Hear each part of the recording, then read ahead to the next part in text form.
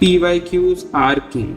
ठीक है, 230 से 270 मार्क्स इंप्रूव कर लिए थे। 40 marks I had improved within a span of 3 months. Right, these were my final optional marks. मैंने बहुत ज्यादा किताबें पढ़ी हैं and always the idea was to consolidate it in the form of PYQs। In every place I have done addition. जैसे ये question था race crossing and humans, book में जो लिखा है वो ठीक है, यहाँ हुटन का आर्ग्यूमेंट, यहाँ यूजेनेटिक्स की बात, यहाँ पर एक एग्जाम्पल, यहाँ पर एक कंक्लूजन के लिए एक्स्ट्रा थिंग्स, यहाँ पे मिस इंटरप्रिटेशन ऑफ मेंडल। ये किताब में नहीं था, but these are value addition points and I have done this for everything. मैंने हर क्वेश्चन को याद किया बाय एक्चुअली रीडिंग मोर। ये आप कर लोगे, आपके मिनिमम 250 मार्क्स आ ही जाएंगे। ऑप्शनल में क्या करना चाहिए? ऑप्शनल में देखो यार, I can not comment for optionals that are very technical, so I can not give you a answer for physics और मैथ्स ऑप्शनल। बट जो ये anthro, PSIR, geography, psychology, sociology, इसके आंसर्स हैं। इसके लिए मैं एक ही चीज कहूंगा, PYQs आर किंग। ठीक है, PYQs किंग है और ये आपका बेस्ट टाइम है। अगर आपका वो खत्म हो चुका है ना, अगर आपका एथिक्स कंप्लीट हो चुका है, तो इस नेक्स्ट वीक में please put your time into PYQs of your optional. तो मैं काम करता हूँ, अगेन लेट मी डेमोन्स्ट्रेट कि मैंने अपने ऑप्शनल की तैयारी कैसे की थी। मैंने अपने ऑप्शनल में एक्चुअली 230 से 270 मार्क्स इंप्रूव कर लिए थे। 40 marks I had improved within a span of 3 months. Right, these were my final optional marks. और ये जो इंप्रूवमेंट है ये कैसे हुई, इसका मैं आपको एक बार एक डेमोन्स्ट्रेशन दिखाता हूँ। Let me show you, give me 1 second. मैं आपको यहाँ पर वो फाइल खोल के दिखाता हूँ जिससे मैंने ऑप्शनल की तैयारी करी है।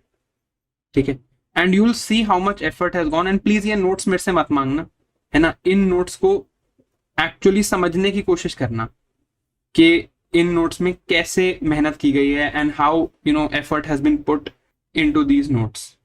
ओके, ठीक है, बहुत बढ़िया एग्जाम्पल मिल गया है मुझे दिखाने के लिए। ठीक है, लेट मी शो यू। देखो, एंथ्रोपोलॉजी में क्या होता है, ये ना एक किताब आती है अक्षत जैन सर की, काफी अच्छी किताब है। ये किताब है जिसमें सारे PYQs के आंसर्स दिए हुए हैं। ठीक है, so basically answers of all PYQs have been given in this book. और ये बुक सब लोग ही पढ़ते हैं एंथ्रो में। ठीक है, तो मैं आपको क्या करता हूँ, मैं आपको खोल के दिखाता हूँ कि मैंने इस बुक में कैसे मेहनत करी थी। तो इस बुक में क्या होता है कि जैसे लेट्स से ये कोई चैप्टर है, ये क्वेश्चन है RDNA टेक्नोलॉजी, इसका उन्होंने 250 वर्ड्स में आंसर लिखा है। मेंडलिज्म एंड इट्स एप्लीकेशंस, इसका 250 वर्ड्स में आंसर लिखा है।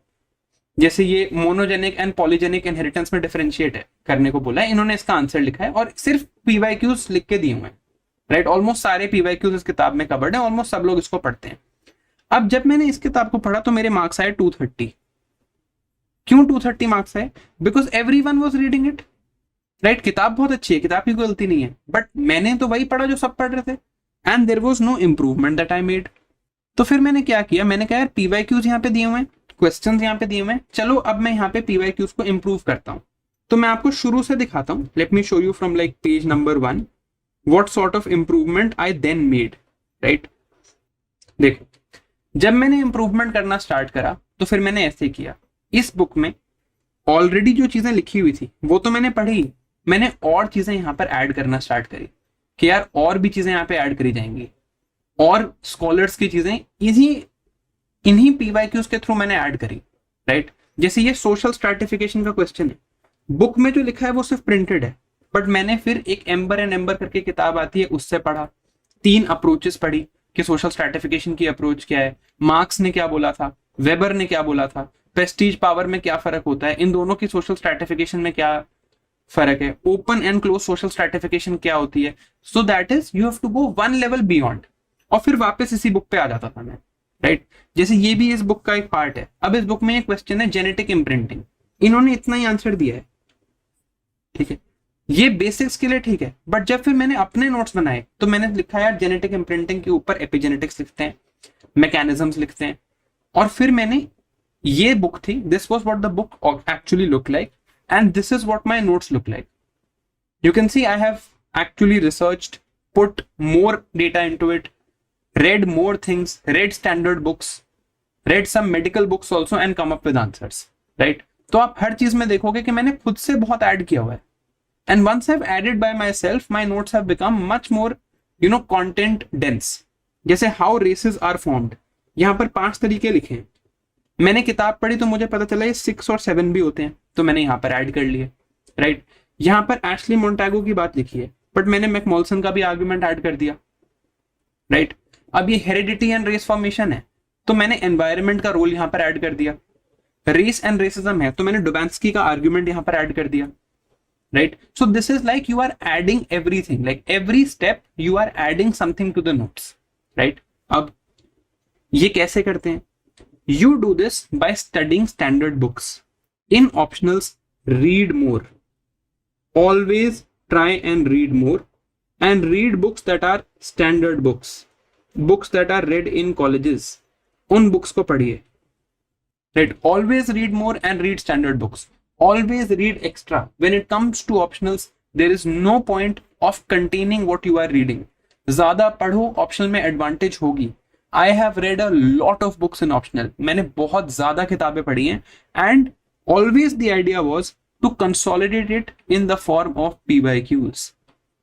तो अब जब आप ये PYQs के नोट्स देखोगे मेरे, तो ये बुक में क्या है, सिर्फ PYQs ही हैं, बट मैंने हर जगह देखो कितना ज्यादा एडिशन कर रखा है, लेकिन every place I have done addition. जैसे ये क्वेश्चन था race crossing and humans, right.